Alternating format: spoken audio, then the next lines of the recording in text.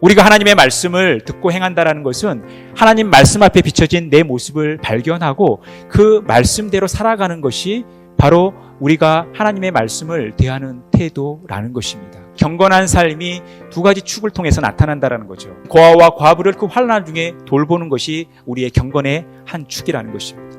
또한 자기를 지켜 세속에 물들지 아니하는 그것이라는 거예요. 우리가 이 하나님의 가치관을 가지고 살아간다는 것은 하나님 마음을 가지고 하나님의 생각을 가지고 살아간다는 것이고, 우리가 공경에 처한 우리의 이웃들을 돌보고 섬긴다는 것은 우리를 긍휼히 여겨주셔서 우리를 구원해 주신 이 하나님의 사랑을 실천하는 삶이라는 거예요. 여러분이 하나님이 그 공통점이 되는 거예요. 우리의 경건한 삶은요, 하나님의 말씀과 함께 가야 된다는 거예요. 우리가 하나님 말씀과 함께 가며 우리의 감정 조절을 해야 되고 우리의 건전한 언어 생활을 해야 되며 이웃을 사랑하는 삶을 살아가고 하나님의 가치관을 가지고 살아갈 수 있다는 거예요. 우리는 경건의 모양뿐만 아니라 경건의 능력을 갖추며 살아가야 됩니다. 하나님의 말씀을 지킨다라는 것은 하나님의 살아계심이 그 하나님의 말씀을 지키는 현장에 드러나는 것을 의미하는 거죠. 그러니까 이 사마리아 사람의 행위는 하나님의 사랑을 실천하고 절망 가운데 있는 사람에게 하나님이 살아계시다라는 것을, 하나님이 도와주신다라는 이 실제적인 하나님의 임재를 드러낸, 하나님의 살아계심을 나타낸 행위라는 것입니다. 그런데 제사장과 레위인은 그렇게 살지 않았던 것입니다. 우리가 선을 행하되 하나님의 사랑을 실천하되 우리의 의가 드러나는 것이 아니라 하나님의 살아계심이 드러나는 삶을 살아가야 된다는 거예요. 경건이란 하나님의 말씀을 듣고 실천하는 삶을 통해 하나님의 임재를 나타내는 거예요. 우리가 이 경건한 삶을 살아간다는 것은 하나님의 말씀을 들어야 돼요.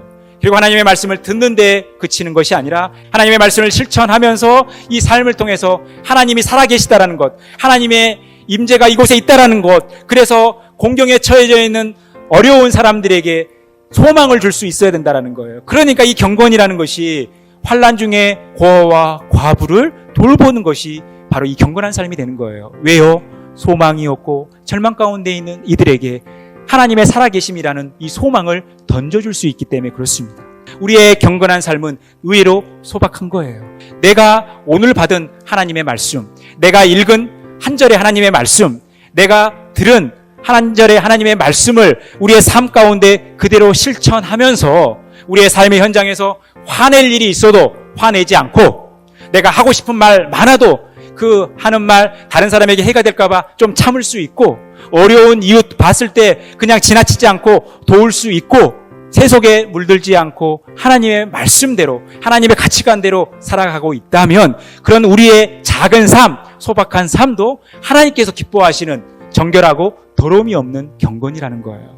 철저히 하나님의 통치와 다스림 속에서 우리의 감정이, 우리의 언어 생활이 컨트롤되고 우리 이웃들에게 사랑을 실천하는 거예요. 그래서 경건의 다른 표현이 하나님의 임재라는 것입니다.